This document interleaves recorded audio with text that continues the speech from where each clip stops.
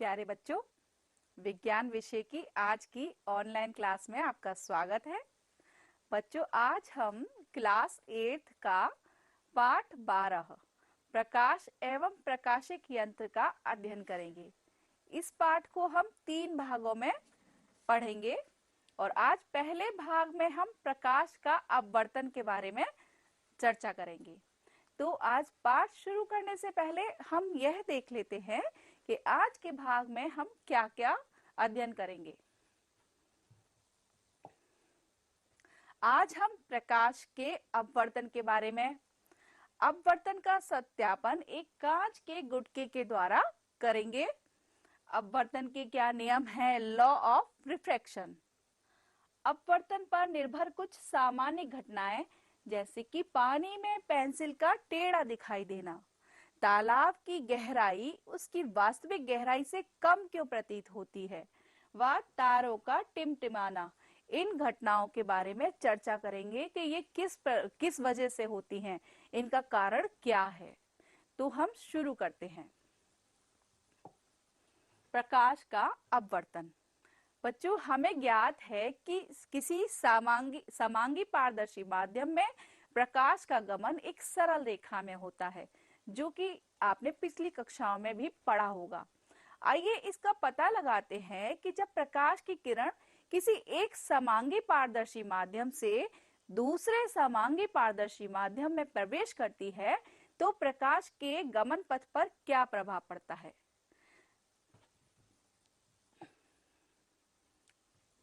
एक सिक्का एक खाली कप में लीजिए। तो ये एक खाली कप है, इसमें हमने एक सिक्का डाला और सिक्के सहित कप को मेज पर रखा और सिक्के को हम देखते हैं। सिक्के को देखते हुए अपने आप को कटोरे से तब तक दूर ले जाएं जब तक सिक्का आपकी आंख से ओझल ना हो जाए, आपको दिखना बंद ना हो जाए। तो देखिए, ये सिक्का इधर रखा है और हमने इसको इस तरह से खिसकाया कि ये हमें आंख से दिखाई नहीं दे रहा है। अपने किसी मित्र से कप में तब तक पानी डालने को कहें जब तक आपको इसी स्थिति में सिक्का दिखाई देने ना लगे। तो जब हम इसमें पानी डालेंगे तो एक स्थिति ऐसी आएगी कि हमें यह सिक्का दिखाई देने लगता है। तो कप में पर्याप्त पानी डालने पर सिक्का क्यों दिखाई देने लगता है? क्या आप इसका कारण जानते हैं? तो चलिए चर्चा करते हैं। प्रारंभ में सिक्के से आने वाली प्रकाश की किरणें हमारे नेत्र तक नहीं पहुंच रही थी और जब हमने कप में पानी डाला तो सिक्के से आने वाली प्रकाश की किरणें पानी के पृष्ठ से मुड़कर तथा जल से वायु में आकर अलग सरल रेखी पथ पर गमन करती हैं। जब यह पानी के पृष्ठ से वायु में आई तो उनकी दिशा बदल गई और वह हमारी नेत्रों को दिखने लगी। वायु से आने वाली ये प्रकाश की किरणें हमारे नेत्रों तक पहुंचती है तथा सिक्का पुनः दिखाई देने लगता है। किंतु सिक्का कप के पैंदे के कुछ ऊपर दिखाई देता है। इसका क्या कारण है?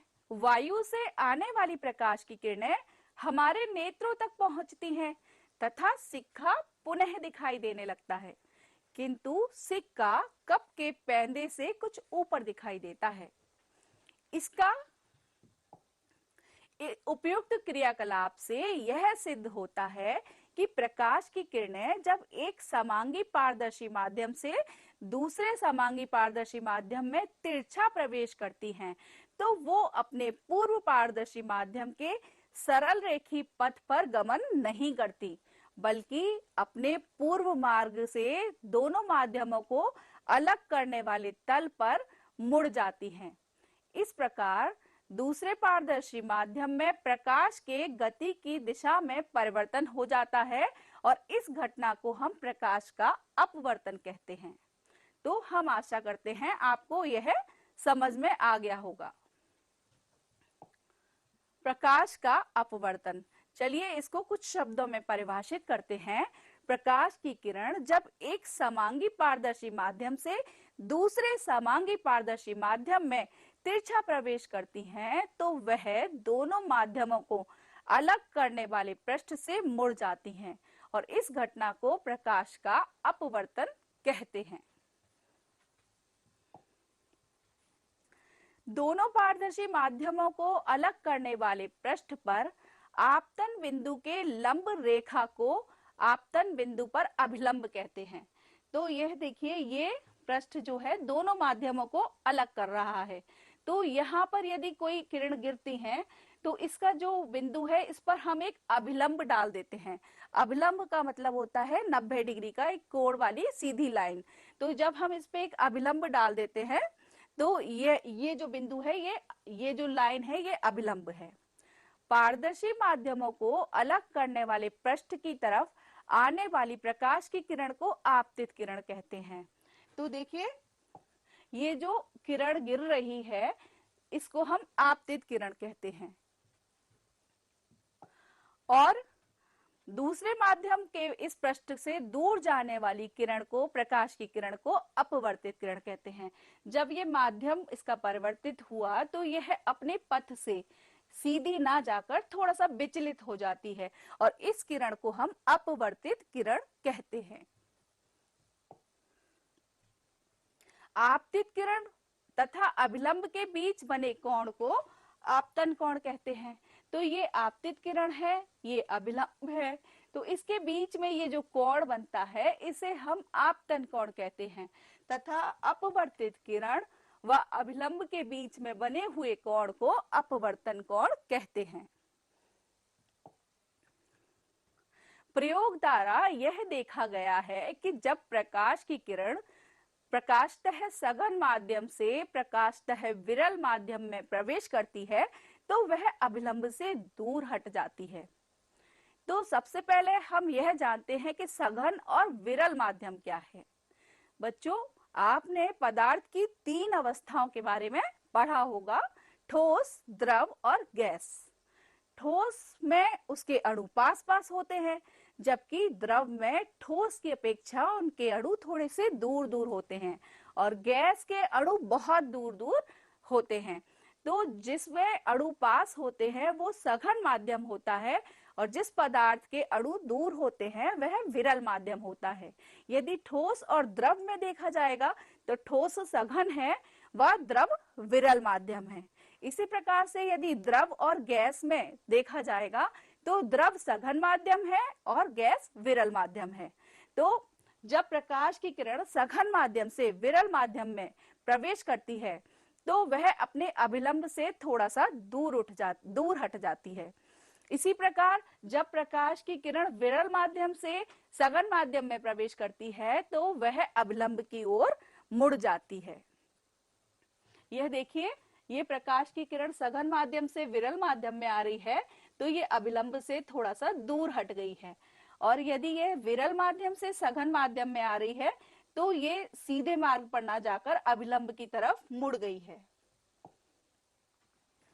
अपवर्तन का सत्यापन हम इसको एक प्रयोग के द्वारा समझेंगे, कांच के गुटके के द्वारा। तो इसके लिए आवश्यक सामग्री है कांच का गुटका, ड्राइंग बोर्ड, कागज तथा कुछ ड्राइंग बोर्ड पिन तथा आल पिन। तो इनको हम पहले चित्र में समझ लेते हैं, फिर उसके बाद एक क्रियाकलाप के माध्यम से हम इसको समझेंगे। पिनों की सहायता से कागज को ड्राइंग बोर्ड पर लगा लेंगे और कागज के मध्य में कांच का गुटका रखकर इसकी सीमा के चारों ओर A, B, C, D बनाएंगे। गुटके के AB फलक की ओर 2 पिन P और Q सीधी रेखा पर चित्र के अनुसार लगाएंगे। ये गुटका है, इसके AB फलक पर हमने 2 पिन लगाई A और B और गुटके के दूसरे फलक पर CD की ओर 2 पिन PQ प्रतिबिंबों को देखें। गुटके के ये जो दूसरा फलक है तो यहाँ से हम, क्योंकि ये कांच का पारदर्शी गुटका है, हम इस पिन के प्रतिबिंबों को यहाँ से देखेंगे तो ये हमें R और S पर प्राप्त होंगे। R और S हमने बिंदु लगा लिए। पी क्यू आर एस पिनों को हटाकर इस स्थान पर पेंसिल से बिंदु बनाएंगे और कांच के गुटके को भी हटा देंगे। अब हमने कांच का गुटका हटा दिया, इन पर बिंदु बना लिए। चित्र के अनुसार पी क्यू ओ को मिलाएंगे और ओ एल खींचेंगे, फिर एल आर एस को मिलाएंगे और ओ बिंदु पर अभिलंब N O N dash, L बिंदु पर अभिलंब एम एल एम डैश खींचेंगे। चित्र में कोण पी ओ एन, कोण एन डैश ओ एल और कोण ओ एल एम और कोण एम एल एस की माप कीजिए। तो अब हम कौन कौन से कोणों को नापेंगे?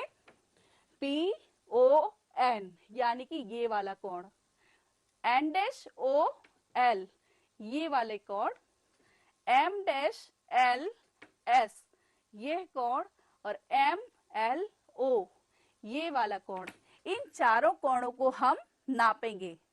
तो इससे हमें क्या ज्ञात होगा?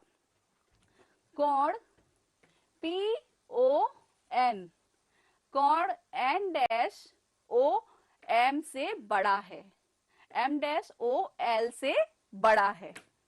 तो इससे सिद्ध होता है कि प्रकाश की किरण जब विरल माध्यम यानी कि वायु से सघन माध्यम यानी कि कांच में प्रवेश करती है तो वह अभिलंब की ओर झुक जाती है।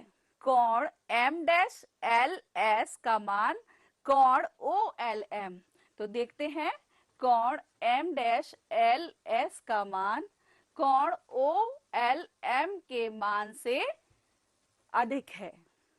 तो इससे क्या सिद्ध होता है? इससे सिद्ध होता है कि जब प्रकाश की किरण सघन माध्यम यानी कि कांच से विरल माध्यम वायु में प्रवेश करती है तो वह अभिलंब से दूर हट जाती है। चलिए इसको एक प्रयोग के माध्यम से देखते हैं।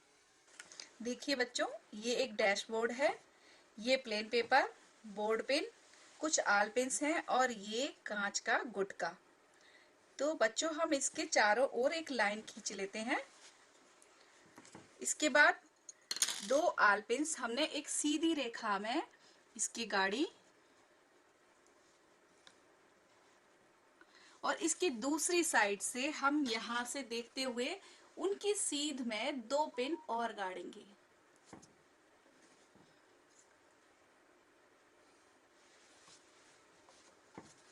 अब कांच के गुटके को हटा देंगे और इन पिंस को भी निकाल देंगे। इन पर दो बिंदु बनाएंगे, ये बिंदु P, Q, R और S और इनको मिलाती हुई एक लाइन खींचेंगे।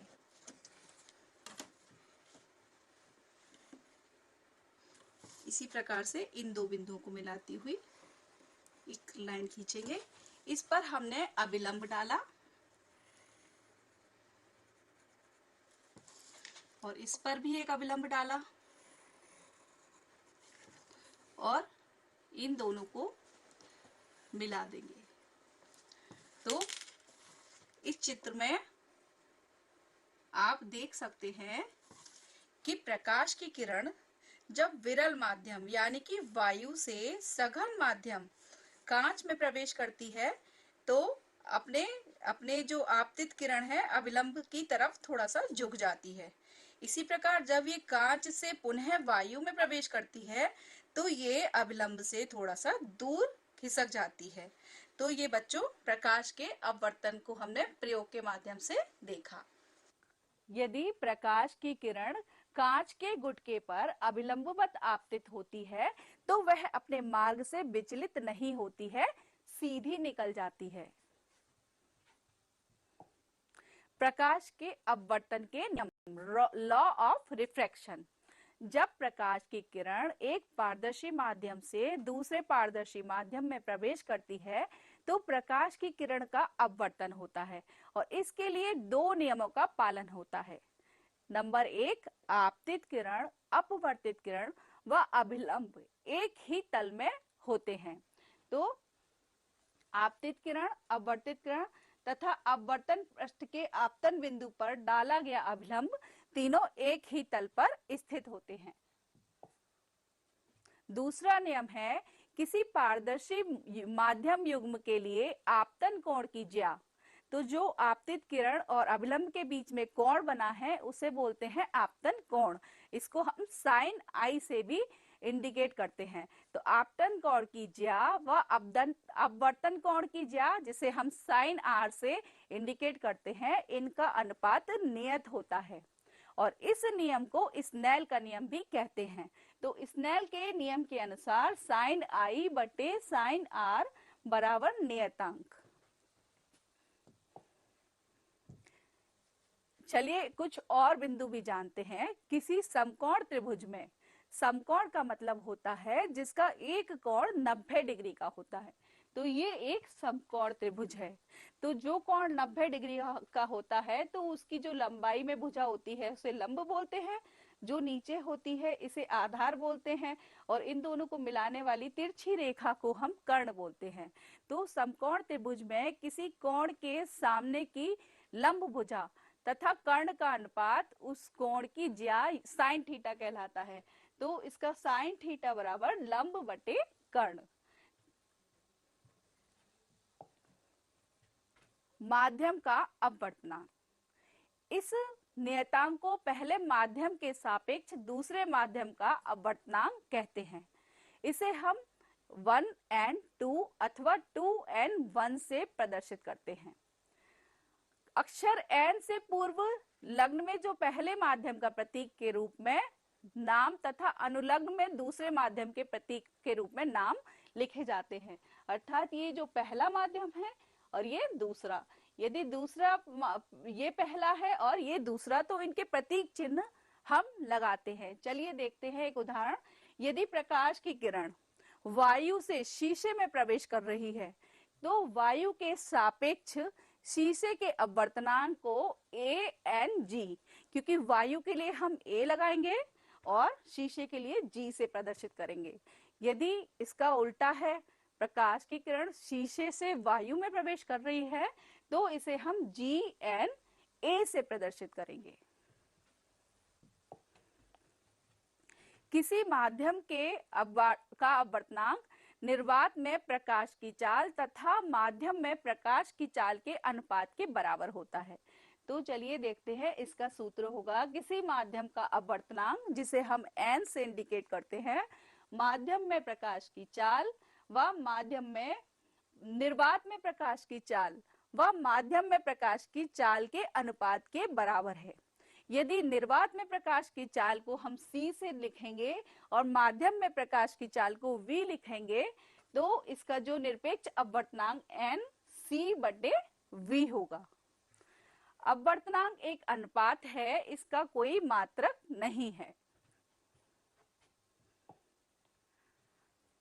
अपवर्तन पर निर्भर कुछ सामान्य घटनाएं। पानी में पेंसिल का टेढ़ा दिखाई देना। तो बच्चों, इससे पहले आपने कभी भी तालाब में या नदी में गए होंगे तो आपको मछलियां कुछ उठी हुई दिखाई देती हैं, तो यह भी अपवर्तन के ही कारण होता है। इसी प्रकार से यदि पानी में हम पेंसिल डालते हैं तो वो थोड़ी सी टेढ़ी दिखाई देती है। तो चलिए इसका भी कारण जानते हैं। तो आपने देखा होगा कि जल में रखी पेंसिल का जल के अंदर का भाग टेढ़ा दिखाई देता है। ऐसा क्यों होता है? तो प्रकाश की किरण जब सघन माध्यम यानी कि जल और वायु में कौन सा सघन होगा? जल। तो सघन माध्यम से विरल माध्यम में प्रवेश करती है तो वह अभिलंब से थोड़ा सा दूर मुड़ जाती है। अतः पेंसिल के डूबे हुए भाग से जबकि प्रकाश की किरणें वायु में प्रवेश करती हैं तो अभिलंब से दूर हट जाती हैं। फलस्वरूप चित्र में एक पेंसिल है ABC, इसकी नोक C का आभासी प्रतिबिंब हमें C डैश पर दिखता है और तथा जल में पेंसिल का डूबा हुआ भाग BC का प्रतिबिंब, इसका जो भाग पानी का इसमें डूबा हुआ है BC, जो कि BC डैश पर हमें दिखाई देता है, जिसके कारण पेंसिल बिंदु B पर मुड़ी हुई दिखाई देती है। देखिए, वैसे पेंसिल सीधी ऐसी दिखनी चाहिए, लेकिन ये इस तरह से थोड़ी सी मुड़ी हुई दिखाई देती है। चलिए इसको हम एक प्रयोग के माध्यम से देखते हैं। तो बच्चों देखिए, ये पेंसिल है। यदि हम इसको पानी में डालते हैं तो ये थोड़ा सा उठी हुई दिखती है। तो इसका कारण अभी हमने आपको बताया कि इससे पानी से जब वायु में इसकी किरण आ रही है तो ये थोड़ा सा अभिलंब से दूर खिसक जाती हैं, जिस वजह से पेंसिल अपनी सीधी ना दिखकर थोड़ी सी ऊपर की तरफ दिखाई देती है। तालाब की गहराई उसकी वास्तविक गहराई से कम प्रतीत होती है। चलिए इसका कारण पता लगाते हैं। तालाब की पैंदी पर एक बिंदु O स्थित है। यह देखिए, ये एक तालाब है। इसकी पैंदी पर इसकी पैंदी का बिंदु O है और बिंदु O से आने वाली प्रकाश की किरणें OA तथा OB जल से होकर वायु में प्रवेश करती हैं, तो वे अभिलंब से थोड़ा सा हट जाती हैं।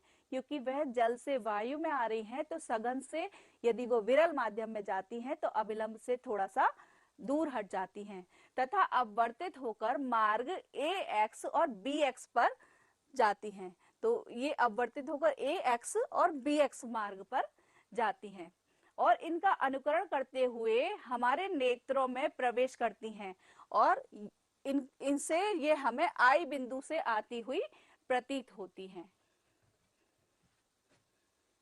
बिंदु I जल के बिंदु O का आभासी प्रतिबिंब है और बिंदु I जल की सतह से O की अपेक्षा पास है। ये देखिए, ये जल की सतह है, तो I सतह से पास है और O जल की सतह से दूर है, तो इसलिए तालाब अपनी गहराई से कम गहरा दिखाई देता है। तारों का टिमटिमाना। रात में आपने तारों को टिमटिमाते हुए तो देखा ही होगा। तो तारों की चमक रात्रि में घटती बढ़ती रहती है, जिसे हम तारों का टिमटिमाना कहते हैं। इसका कारण वायुमंडल में उपस्थित वायु के अपवर्तनांक में आकस्मिक परिवर्तन है। वायु कभी भी शांत नहीं रहती है, इसमें सदैव ठंडी और गर्म धाराएं चलती रहती हैं। इसके फलस्वरूप वायु के किसी स्थान पर वायु का अपवर्तनांक बदलता रहता है।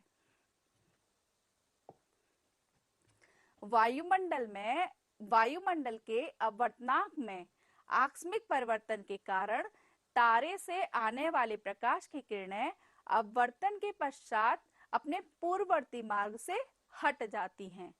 इसके फलस्वरूप कुछ क्षणों के लिए प्रेषक की आंखों में तारे से आने वाला प्रकाश बिल्कुल नहीं पहुंचता है या बहुत कम पहुंचता है। यही कारण है कि रात्रि में तारे टिमटिमाते हुए प्रतीत होते हैं।